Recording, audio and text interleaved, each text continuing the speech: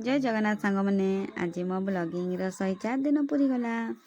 आउ कालिकार राति रे वर्षा होगी पूरा चारिआडे जलमय हो जाइए आपन सेपटे केते पानी कौन सब निहाती जनइबे केते वर्षा होची एबे तो हमर वर्षा छाड़ी आमे माने बाहरी पड़लु ड्यूटी तो मु आज मोर ड्यूटी नुआ गाँ तेलक चुईला जेहेतु हमर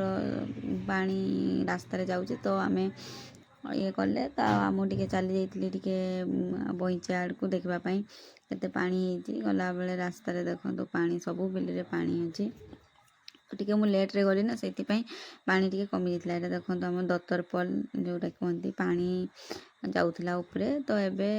टे कमी जाइए आज राति रे वर्षा हुए तो दत्तरपल से भांगी जीवार संभावना अच्छी किसी ग्यारंटी कही हेनी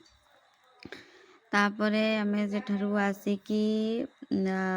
मु पड़े जाइए टेंटपसी गाँव आम जो लोकनाथ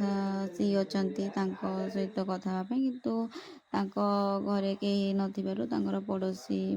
जी भाउज अच्छा सहित आलोचना करूँ गाँ मानसिक असुस्थता विषय रे केमती कौन कले मेडिसिन को मेडिसिन खाइले भल हम कौ जगह देखेबे यथा शीघ्र देखेले आमर ये रोग भल हो जनइलु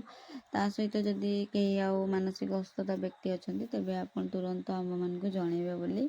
कहुला तापरे पुणी आउ थे वर्षा पूरा अंधार करके आसबारु आमे माने आशा दीदी घर को जाइलु आशा दीदी घर जो बसलु से समय दीदी सहित आमर जो वर्कशॉप आगे थी से विषय आलोचना करागला भाई सहित देखाला आम आमर कम सारिकी पलि आसिलु।